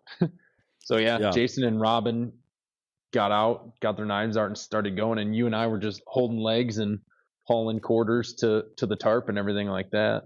Yeah. One of my favorite things is like we finished cutting everything apart and we're all sitting there like, all right, well, let's start packing this thing out. And we look at Lucas and he's already got a hind quarter on his back. Like the rest of us are all thinking about maybe starting to pack. And Lucas is already like, come on, guys, like, let's go. Like packing's what I'm here for, which was too funny. I think the amount of times you had to tell me to like put my teeth away, I was too excited. So I don't know. I was happy to be there. So it was pretty sweet. Yeah, you were having a good day. There was no question. Yeah. But yeah, man, we packed down the first pack out. I'll tell a funny story about it while heading up. So I don't know, maybe I think I had a beer or two. I'm not really sure, but like we're hiking up. Maybe it was the elk spaghetti. Something made my stomach upset on the hike back up to get our second round of stuff. And I'm like, man, I got to go. And we'd all taken one round, right? So when you take the first round down, you empty your pack out, being like, I don't want to bring any extra weight on the second pack. So everyone emptied everything out of their backpacks, like everything, except for like one water bottle and maybe like an apple or something a piece. And so I'm like, anybody got any TP? And no, everyone's like, nope. Oh, shit. I'm like, okay, well, I'll hold it. And so now we're hiking uphill. And if you ever try to hold it while hiking uphill, it ain't going to happen. It's not going to happen, right? So I'm like, all right, guys, well, good luck. I'm going to pull over here. And I'm gonna go. And they're like, what are you going to do? And I was wearing, because it was cold, a pair of, boxer briefs, and then a pair of like long johns, and then a pair of pants. And I was like, well, the boxer briefs have got to go is what I'm thinking. But at the same time, Robin finds some moss, and he's like, I've got some moss. And I'm like, I'm fine, Robin. I'll wipe my own ass. And he's like, no, come on. I've got my, and he's like trying to force this moss upon me. So I'll wipe my ass with the moss. I'm just like, no, leave me alone. Stay over there. Don't come near me. And part of the reason I wanted him not to come near me is because I was like trying to figure out how to get my underpants off without taking off my pants or my long johns or my boots. So I'm like, I'll just rip my underpants. Turns out I'm not that strong. So I'm in the woods, like, and I've already done my business, and I'm like leaning over this rock, trying not to fall in my own shit, but I'm like yanking on the seams and like, it's like working twice as hard as I had to for the actual shit. And it won't go, and I can't get my underpants off so I can actually have something to clean my ass with. And Robin at the same time is like, I've got moss. And I'm like, no, leave me alone. No, but all I hear is like this extra strained, like, your moss. It's not me shitting. Like, I'm trying to rip off my underpants. It's just absolutely I did ridiculous. not know what was going on in there, but I was concerned and I left the area quickly. All you knew was moss could solve whatever ailed me. So yeah, I was just excited about the moss, like seen it on TV. Yeah. But yeah, man, we'll wrap this one up pretty quick. We get the rest of the meat. Actually, at the top, we all did the inverse, and Lucas was pissed at us because we all grabbed all the heavy bags and left like one bag with like 4 pounds, like the camp meat, like one tenderloin in it to eat. And Lucas is like, "Come on, guys." I think I got the heart, and that was it. Like the heart and the tenderloin, I think, is all you carried out. And you were like, "Come on, I'm here to carry weight." And we're like, "Sorry, bud." Oh, but that was pretty funny. But yeah, packed out. Back to camp. Yeah. Had a couple beers. We did have that one. The guy that had told me to check that spot on the day before opening day, he swung by, overstayed his welcome. If you guys remember that, where he like just kept telling. I mean, I'm a guy who likes hearing hunting stories, and he just kept telling his hunting stories, and kept telling his little tidbit hunting stories. So I was like, well, I'm gonna go, do this, and you're like, I'm gonna go to sleep, and we're all like, all right, have a good day, sir. And he just kept standing there by himself, basically telling stories, and we're like, okay, how do we get rid of this guy? But yeah, man, it was a lot. It was a great hunt. Again, Lucas, Jared, Robin, thank you guys so much for coming. What's funny is, Robin, we had planned on 9 days at least hunting, and we did it on opening day. So, that leads to like the second half of the season and kind of the rest of your season, which is we went back to my house, showered, shaved, shit, all the good stuff, and Get basically some new underpants. Yep, I spent some time with the family. And then told the wife, "Hey, you're right." Yeah, I just started. At that point, I'm never going to take the teepee out of the bag again. That's staying there. It's not heavy enough to worry about. But yeah, we basically go, okay, Robin, let's get you a tag, and let's go up to this spot up north that we have a little bit of experience with, and I have an antelope tag, and let's keep going, man. Let's just see what can happen. So we head up. What were you thinking at this point, man? Is that a question for me? Yeah, for you. Yeah, I was excited to try a different area, like head somewhere else, somewhere where I was legally allowed to try and shoot an elk. Yep. It was always nice to try and travel around, but we kind of, it's beautiful, isn't it? Like, my first time in Colorado, so like seeing the mountains, and then also the experience of like going down to kind of like the Boulder area, or I'm not sure exactly the name of the town where you are. Maybe you don't want to share that, but that kind of Boulder. Yeah, it's like dropping down, and just the temperature. It was like 90 degrees or something when we were there, and that like huge rise in temperature, and then traveling up for a few hours, driving up, getting cold again, and heading into a new area, and yeah, it was cool. I mean, it's actually also really interesting. The terrain is quite like South Africa in some ways where we were, because it was kind of like a great situation where we camped. It was pretty close to where you were going to be chasing antelope. So it was very like sagebrushy, like not very much cover, just like rolling hills. It looks very golden kind of terrain. And then if you just go half an hour, 40-minute drive in, you gain elevation by like, I don't know, 2,000 or 3,000 feet. Suddenly you're in forest and it's like elk country. So yeah, that was a cool experience to be like, okay, you're going to go chase antelope. I'm going to try exploring this area a bit and see if I can bump into a 900-pound animal. Yeah. see how that goes. Yeah. So we get there. I set up a blind because I'm like, I'm just going to sit water. Like, I'm tired. Like, we'll see what happens. I've never sat water before.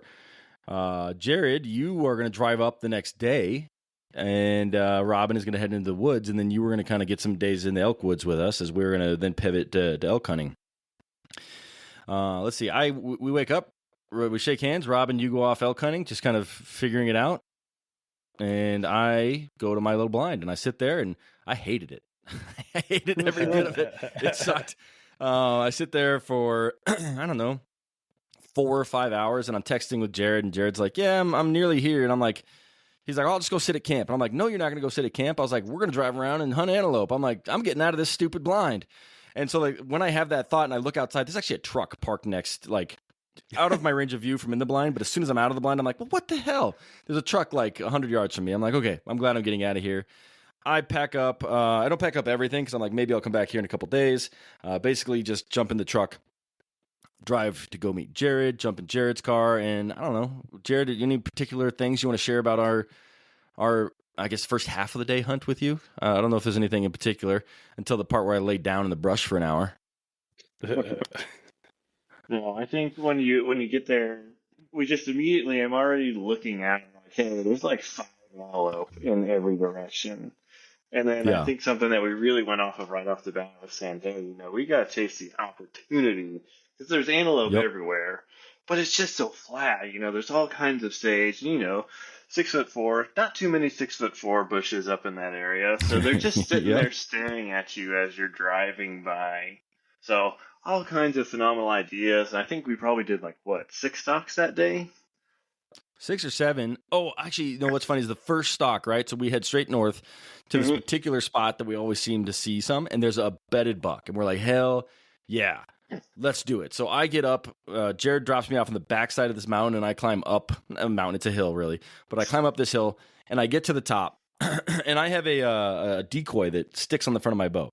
Because everyone's like, oh, yeah, antelope love decoys. Like, they'll walk right up to you. They're so curious. And I'm like, okay, cool. So put this decoy on, and I get to the top of this hill, and it is so windy. Like, I don't know if you've shot your bow in the wind before, but it's like a kite. Now I've actually put a kite on my kite.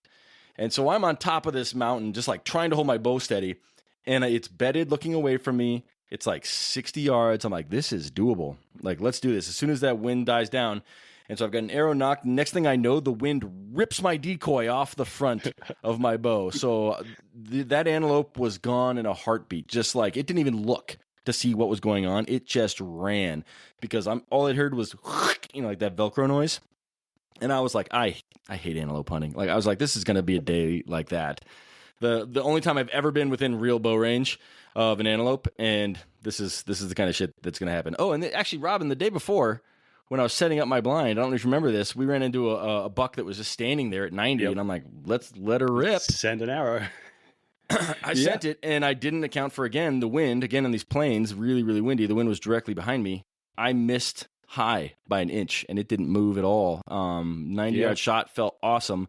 Just that much wind for 90 yards. It just carried it right over the back of that antelope. So lost that arrow. So that's always fun. The left-right was good though, right? Like, because I remember watching it was perfect. It was a perfect shot. Like, oh, that looked like a good shot, but just went high. Gave it the thing a scare. Yeah. But then going back to the hunting with Jared, we had I don't know, one other one. There's another bedded buck. We drive up to this spot, and I'm like, I guess I kind of have a little elevation, and we're talking like 1 foot of trees and 1 foot of elevation. Again, I'm 6'4". But it's bedded and it's looking the opposite direction. So I just basically, I'm like, well, I don't care. I'll just walk straight to it. And I walk straight to it until I think I need to start crawling. And then I start crawling. And eventually this thing stands up. And Jared's just parked in the car like 200 yards behind me. And I don't know what to do. There's no cover. So I'm just laying face down in the sagebrush, just completely flat as could be.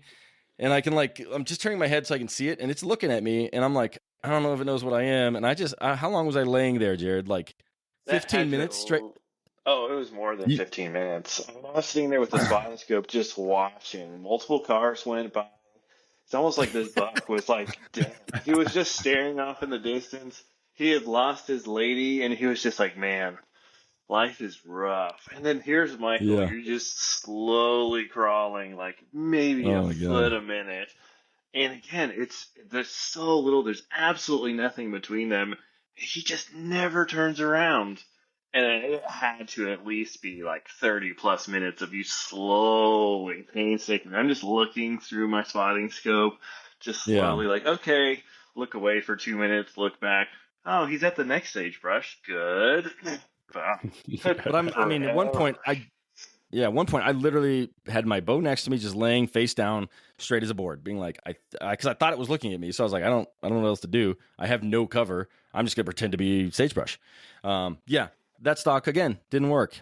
Spot and stock archery sucks. I'm glad the story ends in success because I don't think I ever want to do it again. To be frank, I say that until next archery antelope season, and I'll probably be doing it.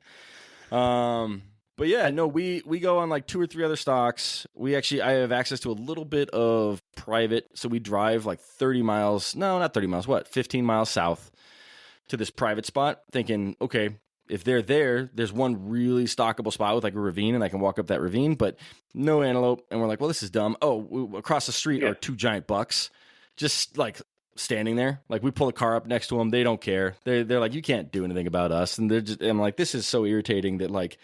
I see a buck at 600 yards, it spots me and runs on public.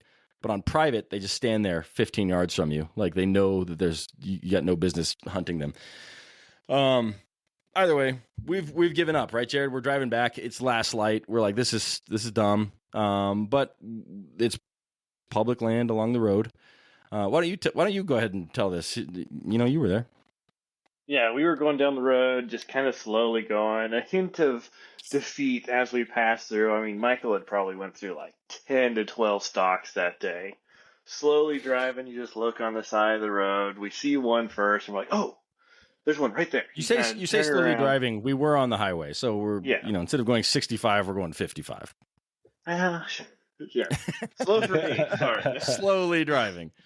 And you go around, we find a quick spot, we do a U-turn, we run back, and as soon as we're going back, buck just bolts. And we're like, okay, like fine. We have virtually no light left. We're talking 5-6 minutes. We still keep going. We're like, hey, we gotta hit it to the last moment. We're finally just rolling back down again, 50 plus. We see another one. We pass him again, because as long as you don't stop, it's like they really just don't care that much. And we finally roll back, come back, turn around, try to pass him again. Really just can't find him. Like, maybe he moved, maybe he busted. I don't know. All of a sudden, we're just like, oh, shit, there he is. He's right there behind the hill. Yeah. So we just quickly, 55 down to like 4, right on the other side of this hill, pull off onto the side. The back of the truck is still off of the back of it. And then it's just almost perfect. We're just right on this hill. But here, you hop out. I'm still like, hold on. Like, let's figure out what's going on now. But you can jump back on your side because I was still in the truck and you were already closed out. We're gone. We're booking it. Yeah. So we park, and like Jared said, it's like the road and where he parked, it's like a 2-foot, pretty quick drop. So it's a good thing you got a big truck because most cars couldn't have pulled over right there. But we see, so we drive past him, spot him, come back the way we were, opposite way, couldn't find him, came back the way we were originally, and there he was. Pull up behind this hill, you drop down, park. As soon as I can get out of the car, I'm out of the car because I know that we got 5 minutes of light left. And I go, and there's a fence. So I'm like, okay, I gotta get over this fence. So I don't even remember going over it, but I somehow was on the other side of it. I'm just walking up this hill. I know he's over there. And I'm like, where is he? Where is he? How do they always do this? How do they always disappear? And then all of a sudden I see a big white rump because they got these huge white butts. And I have my arrow or my bow in my right hand with the arrow knocked. My left hand, I got my rangefinder, and I range it, and it's like 39 yards. And I'm like, no way. I've never been 39 yards from an antelope before. Like, this is insane. I don't believe my rangefinder. I feel like I'm hitting something, and it's farther than that. So I range it like again, and I'm like, no way. And I range it a third time, and a fourth time. I'm like, okay, 39 yards. I guess it's 39 yards. So then I dial to 39. I pull back, and right when I pull back, he looks up over his shoulder. and looks right at me, and I'm like, oh shit. So I just the complete opposite of my moose one, where I was like dialed perfect there, and like, you know, the it just kind of went off at the perfect shot.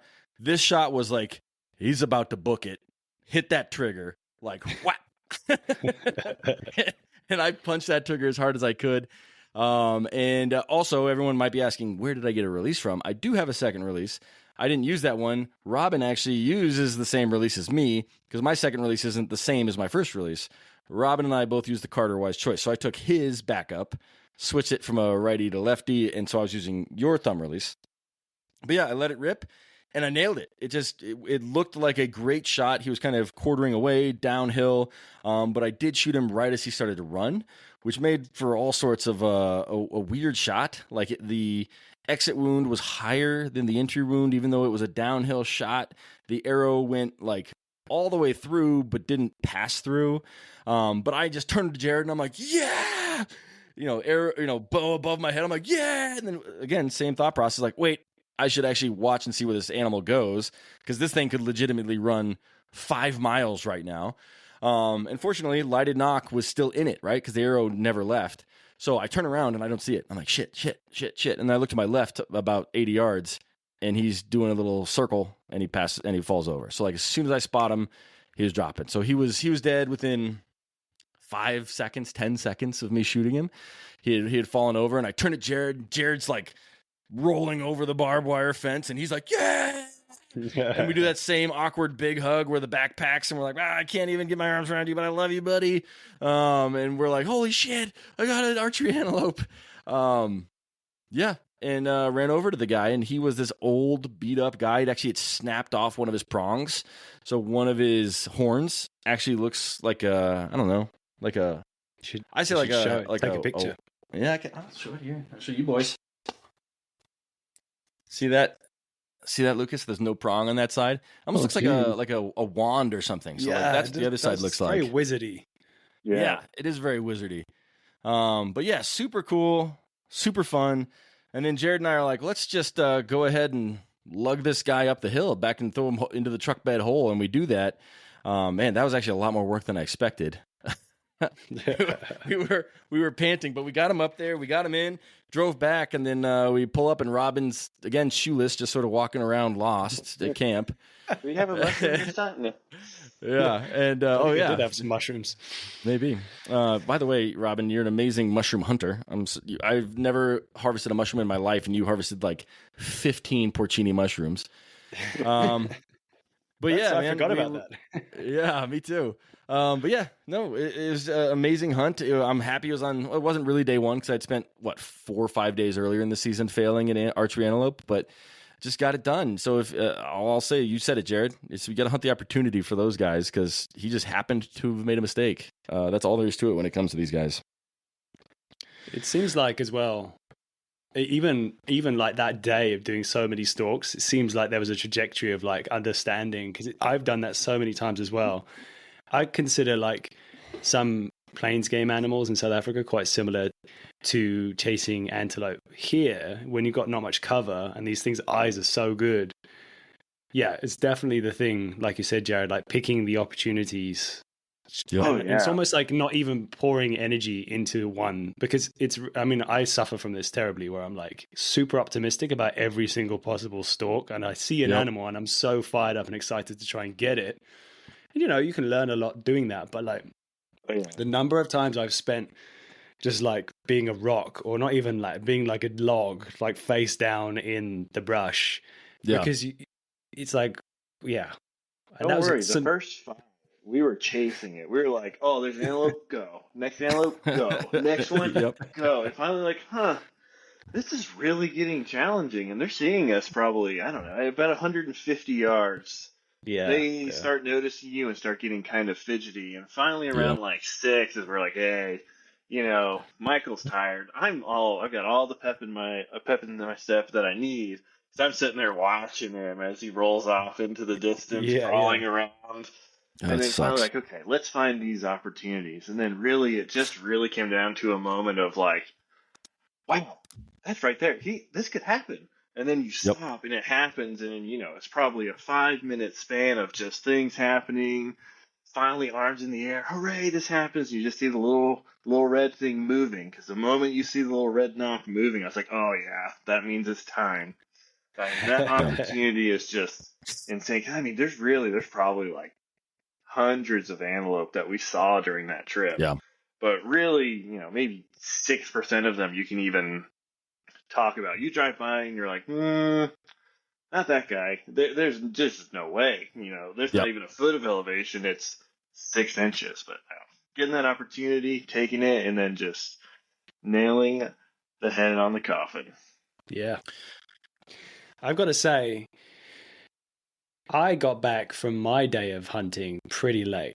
And I thought that I was going to come back and everyone was going to be having some beers. Probably some food was already in the process of being cooked. And I was thinking, I'm going to be in the shit because I said I was going to be out that day for my plan was like, I'm just going to get like 2 or 3 hours in the morning. Jared's going to be here at lunchtime.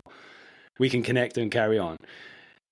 I guess misjudging or underestimating the extent of like deadwood or the deadfall. It's like that was my first crossing paths with proper deadfall.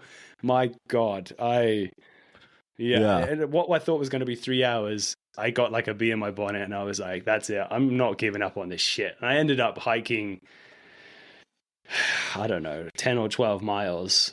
Probably half of it was through deadfall that day.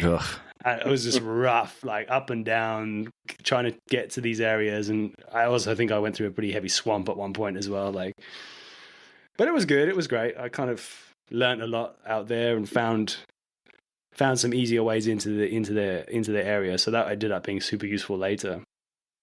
But yeah, it was funny to then like hike back and then have another 3 miles along the road, like just some dirt roads. You hiked to the nearest road. You didn't hike back to your car. No, I didn't hike back to the car. I was like, I'm not going back through that deadfall again. There's no fucking way.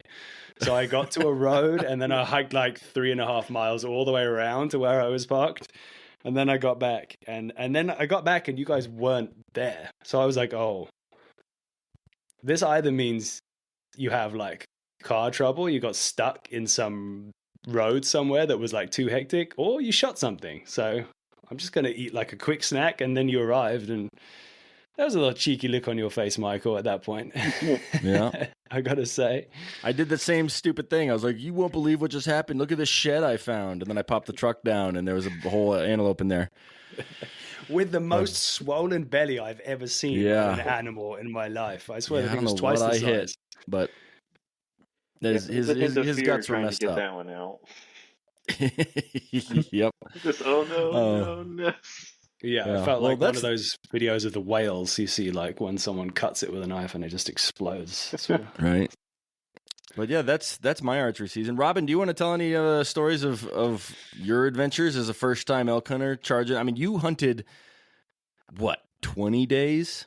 Yeah. Something like that, where you were actually foot on the ground, running around either with moose or for elk. You were here the entire month of September. Do you want to share any of your stories? Yeah, sure.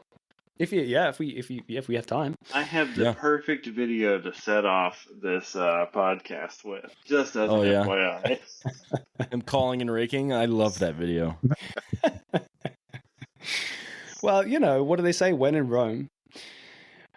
So, as I said before, not much preparation, not much expectation, but just a lot of excitement to come and experience Colorado, high elevation hunting, and then chase elk, right? And so, as Michael was so ruthlessly efficient with his tags, it meant that I had 20 days to try and find a bull elk. I mean, I think I had an either sex tag, but my heart was set on trying to find it's the dream, right? A big old bull. Yeah. And also because the way that tags over the counter are changing this year, and I understand it's probably for the better, but it was probably my last chance to be able to check a bunch of different areas and just do some exploring and all that kind of thing. So I figured, why not? 2 birds, 1 stone. So when after having that day, getting seriously sore hips afterwards, I have to say, with all that deadfall, climbing up and down, over, under, being like 8-10 foot high up in the air. All these dead logs everywhere, man. Yeah, I found a slightly better way in, and kind of actually the next day then, Jared and I went up through this kind of route through that I'd kind of discovered probably about 5 miles in up this mountain. And we had a pretty cool experience, didn't we, Jared? And actually, that's what you have the video of, right? Oh, yeah. It was phenomenal. First part that was so phenomenal is you figured out how to cut off that 3.5 mile road part. That was the first part that I was so excited about. But it was a phenomenal time getting in there, and you're just kind of running through. We're finding, you always hear the calls, and you're just psychoanalyzing. Is that an elk? Is that a human? I don't know. Like, can you figure it out? What do we do? And then, but just finally having that opportunity to start getting the calling, getting you all riled up while you're calling, because I'm just over here behind him, like, just go for it, like, just call it. He's like, no, I need to keep things. I'm like, just go for it, man. Like, nothing's gonna happen. It's like we just heard Michael saying, man, those elk sounded terrible. It does not matter. Just send it, and just kind of rolling through, enjoying that time, hiking across. This video, I mean, I'll try and explain it, and you guys can add any color you want, and hopefully I can share it with everybody on Instagram or something. Yeah, Like, Robin starts calling, and it's pretty good calling, and he starts raking, and it's pretty good raking. He's having fun. He breaks his stick, and then he starts calling again, and I'm like, all right. And I'm like, this is pretty cool what they're sending me. I'm glad they're having a good time. And now Robin's calling and raking, and he's kicking, and he's like drop kicking, and he's like full on like attacking this tree with the bugle on his mouth, still trying to call, and the calls are taking a little bit of a loss because of the amount of effort you're putting into raking. And it is the funniest thing. And I was like, I don't know if he's being serious or not, but I hope he kills something this way, because it was just the most ridiculous, awesome. It's exactly what I expected from you, Robin. Man, we had this bull absolutely fine. I was the little devil on his shoulder being like, just call. There's nothing Give wrong. it more growl. Give it more this growl. This is down. I was like, at first I was like, oh, he's sounding friendly. He's just trying to figure out. And Jermaine had said something forever ago where I was like, just cut him off. When he's calling back, he's being friendly, cut him off. And he got so mad so fast that you could almost tell that he was just running down the hill of like, man, I'm going to find you. And it was probably about an hour of just back and forth. Every 2 minutes, he'd send off back again. You could tell he was just getting pissed. And then Robin is just getting into it. He has got it all the way out. Got the belly just rolling, he's having the time of his life too. And it's always crazy because similar to the other time, you're just like, there's just no way. There's a human all the way up that side, getting pissed off. He's really just getting it almost like throaty, and there's just no way. And then you hear him at the bottom of the hill now, and you're just like, oh yeah, he's just having the time of his life at this elk. Yeah, and he was like, you could hear, he traveled so fast, so quickly. He traveled over a mile. I looked at it on Onyx afterwards. From where I kind of guessed that he was, which was like, you could just hear him in the distance. He charged the whole way down the valley, just to kind of like below us, like a couple of 100 yards in front of us. And he was, as you said, so fired up. And I think that was a bit of a lesson. I mean, a big lesson for both of us, because obviously first time I've ever called in an elk. I think I called in 100 before that. But first time calling in an elk. For those reasons, we deduced it was an elk. We should have met him in the middle. And despite the thing was, it was like sheer drop, tons of dead fall. And I think both of us were like, it's the last 10 minutes of light. In hindsight at the time, afterwards, we were like, we should have gone down there, because this thing was so fired up and ready for a fight. But we didn't, and we learned our lesson, and that was the thing. But it was a super exciting experience, and got some funny footage from the sounds of things. Well, speaking of funny footage, Robin, you sent me something the other day, which is when you guys took your naps in the middle of the day. Which is amazing. So Robin, Jared is fast asleep, and Robin starts recording, sends me this video, and it's just him with his stupid grin, smiling at the camera. Then he turns the camera around and shows Jared sleeping, brings it back to himself, puts the bugle tube to his mouth, turns it back to Jared, and then just lets it rip. And Jared looks like a deer in the headlights, like, holy shit, because that bugle came from 3 feet to his right. It was so funny. You actually have you have a mouth call in your mouth. Yeah. And you like wake up and you kind of switch the mouth call in your mouth ready to start cow calling. You're like, let's go. Yeah, you didn't know what was going on at that moment. Yeah. Oh, I just was all said, oh, it's here. Hold on. Ugh. Yeah. Oh, it was a good moment. Yeah. So yeah, I mean, we had that cool experience. Anyway, what were you going to say, Michael? Nothing. I was going to ask you if you had more to say. Otherwise, I know Lucas is leaving on an elk hunt tomorrow, so we can't go forever. True. We can't. I guess I'll like wrap up my 20 days quickly. so that was the first hour and a half was my 2 days. Now you got 20 and you get 5 minutes. Yeah. Okay. So actually, whilst we were hiking back down after that epic experience, we bumped into a couple of guys who were looking fresh-faced, perhaps one more, one more than the other. A couple of guys whose names are Kiefer and Ryan, buddies from Michigan. And they were packing in, and we were pretty far in at that point, but they had full packs. They were going to be there for like 10 days or something more, I think. Yeah, and we kind of met those guys, got a good vibe, got chatting. I mean, maybe I am a bit more chatty than I let on, Michael, because we chatted. Kathy now? We chatted for a while. Absolutely. I never took any of my chats home. You hung out with those guys for like 2 weeks, okay? Yeah, it's true. Got their phone Mine number. were very and surface level. Yeah, ended up reconnecting with those guys because I was going back into that area after a couple of days. And ended up having a great time with those guys, learnt a bunch, got into elk quite a few times, made a bunch of mistakes because I don't know what I'm doing. It's a whole new thing for me. But it all kind of built to a moment where I was on my own. Actually, I suspect it was the same elk. This is my suspicion. The same elk that Jared and I called in like 10 days before. Yeah. I had this epic moment where I'd like hiked, and I was like 7-8 miles in, really high up. I was at this beautiful spot where I was like by like 2 tiny lakes, and I was in this lovely little nook. I was camped. It was like paradise up there. It's so beautiful.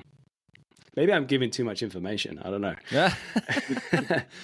And I kind of hiked up there, and it was a pretty tough hike to get in there because it ended up dropping a bunch down some sheer stuff and then going up again. Anyway, I got there, set up camp, and then kind of got to a kind of cliff edge up on the side of the valley and just let out a bugle. At that point, it was quite late in the season, and I'd kind of heard maybe cow calls was more the way to go, but I was like, fuck it. One of my buddies was saying bugles are free. So I was like, I'll just give a bugle, you know? And then this bugle comes back fast, and it was faster than I think a hunter could like come back. Also, I'm like way out there. And it was coming from an area where I was like, I don't think this is a hunter. This is an elk, but it's hot. And so I bugle back again, bam, aggressive. So at this moment, I've learned my lessons, and I'm like, okay, I'm charging down this hillside now. And it was steep, dead fall, cliffed out in places. I had to just I was like bugling. Imagine the way that I'm kicking sticks or whatever. This time I'm climbing down a cliff whilst bugling. Making as much noise as I can. Kind of, it's just like what I learned is like just being super aggressive and breaking everything as I go down. Drop like, I don't know, a few 100 feet. Get down to this river area, and I just have this epic encounter. Like the wind is slightly swirly, so I keep maneuvering a little bit to make sure that my wind's good, keep calling. And there's always that fear. Like I had a bit of skepticism, which I had to like try and train out of myself, which is whenever I heard a bugle, I'd be like, that's a hunter. And then the number of times I met hunters who were like, oh yeah, we thought we were talking to a hunter, and then an elk showed up and we like didn't have our stuff ready. So I kind of like trained myself to not do that. I was like, just got to treat every single time like it's the real thing. And as I looked across the little stream that was trickling through the valley and amongst the forest, I saw like a 25, 30-foot tree shaking like it was having a seizure in front of me. Oh, that's cool. And I was like, No human being can do that. Only like a 900-pound plus animal is going to do that to a tree. So at that moment, my adrenaline was like, okay, this is the real deal. This is happening. So I gave a couple more small calls and was just trying to figure out getting in a good position, all this information that I'm trying to learn, like in the last 20 days, like getting to a good spot, making sure there's a bit of a ridge or some kind of scenery blocking so that they're going to come in close. All of that stuff was kind of clicking into place.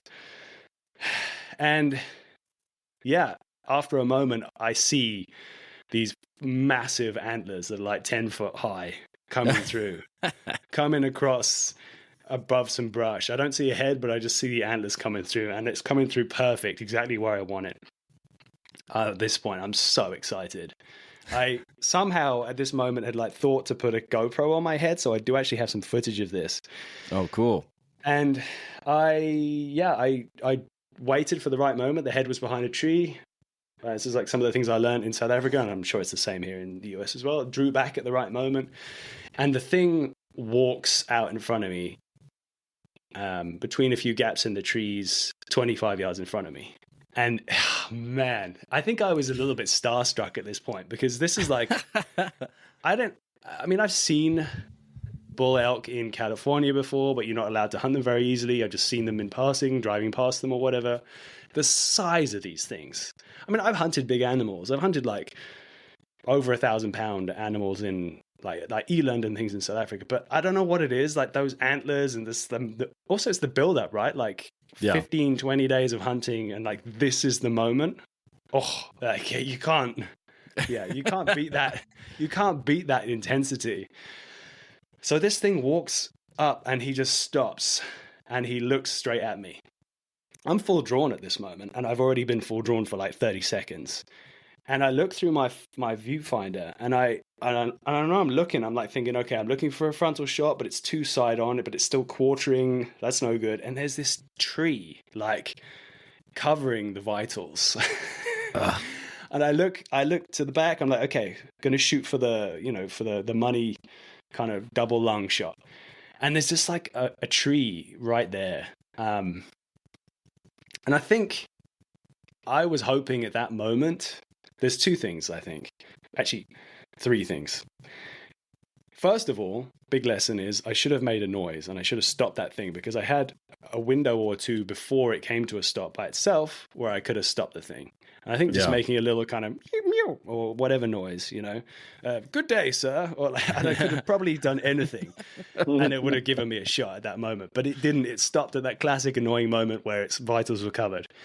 That's one thing. And then I think the other thing as well is that the things I learned hunting in South Africa, I think you've got to be like way more restricted in your movements. So at that point, because I was full drawn, I didn't feel like I could move at all apart from following through on the shot. So in hindsight, I probably could have just tilted or put my leg out. I was on my knees at the moment, just like slid a bit to the right slightly, just to get like a bit more of an angle on the rib cage. Or, maybe I could have just thrown an arrow from where I was. But for me, it didn't feel like a great shot. And I didn't want to be spending a long time either wounding an animal or looking for an animal and that kind of thing. I just wanted to get it a bit better. So anyway, ultimately, the thing ran and then stopped at like 45 yards. And then it wasn't really super spooked. And then I kind of like waited a while and kind of tried to get back into the area, and it had stopped calling completely. And then I like fucked up and scared it off properly, that was a moment. I have an audio recording at that moment where it like turns and gallops off, and I think I used some very bad language at that point. But ultimately it was amazing. I had an amazing experience. Yeah. And I feel like it was like that last 0.1, 0.5% of the moment. If I'd made a tiny decision differently, which I probably will do again in the future, then I would have had an arrow in the air. Probably could have flung an arrow anyway, but maybe I need to learn to be a bit looser, if I have an expensive tag in my pocket. Yeah. Well, as a guy who it was like 9 years before I got my first elk, and 5 of those were archery, I'm totally fine with you not getting an elk on your first try, even if you did try really hard. I'm okay with that. I'm just kidding, man. It would have been great. I would have absolutely loved it if you would have gotten an elk. You deserved it. You worked really hard. Man, it was fun. It was fun to get your texts all season long as I'm back at home with the kids and the family, being like, man, I had the post hunt blues because this is the first time in a long time I hadn't gone elk hunting, archery elk hunting. So I was like, I want to be still in the woods. I just didn't have any more time. So, but Robin, man, that was great, man. Thank you for coming all the way from California. I wish you had taken more meat. Robin took like 4 pounds with him when he left. I was like, because I was gone, so I'm like, just go to my freezer, take as much as you want. You should have taken like 45 pounds. I've got 500 pounds of meat in my freezer right now. Well, I didn't want to take too much, Yeah, I had a great time, man. Thanks for inviting me. And yeah, anytime you want some help or some English accent for morale. Yeah, just want to class up my podcast a little bit. But yeah, and Lucas, thank you for coming. Robin, if you ever kill anything in California, if you call Lucas, he will come out and pack it out for you from Colorado. That's his thing. He just loves it. Good to know. Lucas, weren't you saying that like you didn't have any more days to hunt, but if someone killed something and they needed help packing out, your wife would give you a pass for that? Pretty much. I was on pack out duty. Well, hopefully you kill an elk this week. But Lucas, thank you, man, again for coming out to my hunt. That was a lot of fun. It was great to actually like get to hang out with you and not just see you like playing with your bow in your trunk like the one time we did meet. And then Jared, man, I'm glad we finally got that monkey. We've been on a lot of hunts together. Finally got that monkey off our back of putting something down with our bows. So it was a great season for me, guys, and you three particularly are to thank. So thank you, guys. I really appreciate it. Yeah, thank you, Michael. Part of the show. Yeah, man. Yeah. Thanks again, dude. And thanks Lucas and Jared as well. Like it was awesome hanging out with you guys and meeting you guys out there. I think it makes such a difference when you have good company. Agreed. Out in the mountains makes a big difference. It can get pretty sort of like one-minded, single-minded focused when you're hunting on your own. So it was awesome. Good times. Yeah. Yeah. Robin, are you gonna be elk hunting every year? That's a question for my wife, I think. That's a good enough answer for me. I hope so. Yeah. I would love to. But we'll see. Tags and all those things. Maybe I can pick your brains about that later on. Yeah. You need to make good choices. But yeah, I would love to. I mean, I'm hooked, man. There's nothing like seeing an animal like that snorting, screaming coming in. I need that in my life again. A horse with a head full of daggers. Yeah, it's pretty sweet. All right, guys. Well, this was fun. I hope the listeners enjoyed the stories. Hope we didn't ramble too much. But yeah, let's get Lucas to his family and his elk hunt. And Jared, you got a flight in the morning. Robin, you're in California. You got plenty of time left, so I'm not worried about you. But thanks again, guys. This was a lot of fun. Awesome. Thanks, Michael. Thanks, guys. Thanks, Michael. Thank you.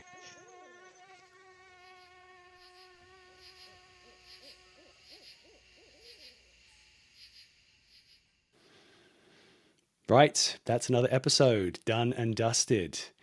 I hope you enjoyed having that chat as much as we did. I think a few beverages may have been involved as well. Once again, a big thank you to Michael, Jared, and Lucas for sharing their stories and their time on this episode. It was actually a year ago, but yeah, the thanks are still there. If you enjoyed the episode yourself, then you've made it this far. If you could do all the things that people who enjoy podcasts do, share this with a friend, give us a good review, it would go a long way. Right, I think that's everything for now. Hopefully, fingers crossed by now, we're out in the boonies and we are up to some mischief, bugling. I mean, the pressure's on. I don't have a tag, so I hope I'm bugling in a monster for one of the merry men who are going to be down there, getting into the mischief. Once again, thanks for listening, and until next time.